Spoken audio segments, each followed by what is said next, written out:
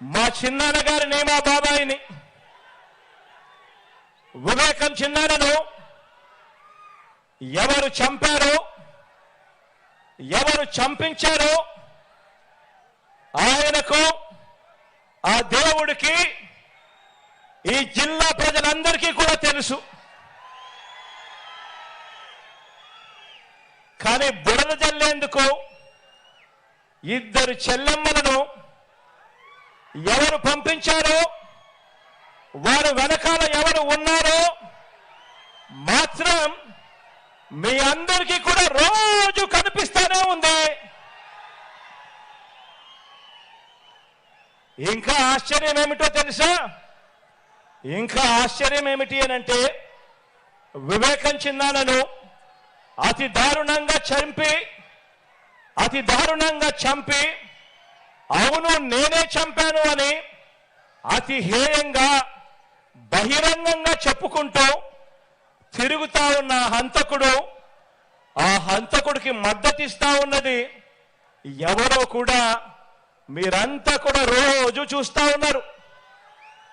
ఆ చంపినోడు ఉండాల్సింది జైల్లో, కానీ ఆ చంపినోడికి మద్దతిస్తూ నేరుగా నెత్తిన పెట్టుకొని మరీ మద్దతు ఇస్తా ఉన్నది ఈ చంద్రబాబు, ఈ చంద్రబాబుకు సంబంధించిన ఎల్లో మీడియా, ఈ చంద్రబాబు మనుషులు. వీరి మద్దతు కోసం రాజకీయ స్వార్థంతో తప్పించిపోతా ఉన్న ఒకరిద్దరు నా వాళ్ళు. వీరంతా కూడా ఆ హంతకుడికి నిస్సిగ్గుగా ఆ హంతకుడికి మద్దతు ఇస్తున్నారు అని అంటే దీని అర్థం ఏమిటి అని చెప్పి అడుగుతా ఉన్నా. చిన్నాన్నను అన్యాయంగా ఎమ్మెల్సీ ఎన్నికల్లో ఓడించిన వారితో ఈరోజు చట్టాపట్టాలు వేసుకొని తిరుగుతున్నారు అనంటే దాని అర్థం ఏమిటి అని అడుగుతా ఉన్నా.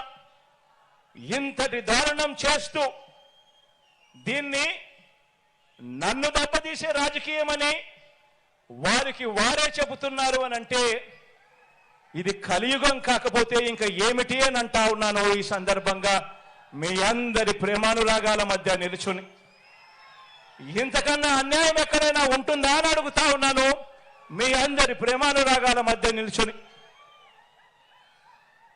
ప్రజల మద్దతు లేని బాబు చేస్తా ఉన్న ఈ నీచ రాజకీయంలో ఎవరు ఎటువైపున ఉన్నా కూడా నేను మాత్రం ప్రజల పక్షమే అని చెప్పి ఈ సందర్భంగా గర్వంగా చెప్తా ఉన్నాను.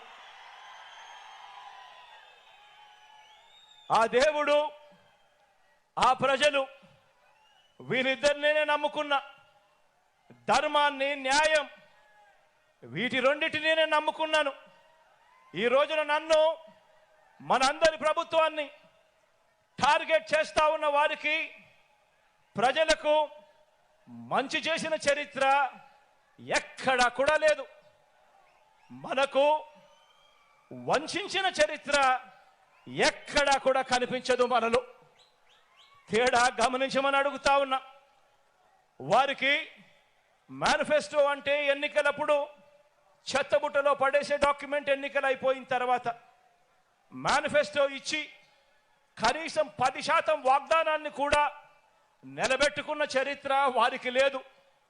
కానీ మేనిఫెస్టోను ఒక బైబిల్గా, మేనిఫెస్టోను ఒక ఖురాన్గా, మేనిఫెస్టోను ఒక భగవద్గీతగా ఇంత త్రికరణ శుద్ధిగా భావిస్తూ ఏకంగా మేనిఫెస్టోలో చెప్పిన హామీలు 99% వాగ్దానాలు నిలబెట్టుకున్న చరిత్ర మనది. తేడా గమనించమని కోరుతా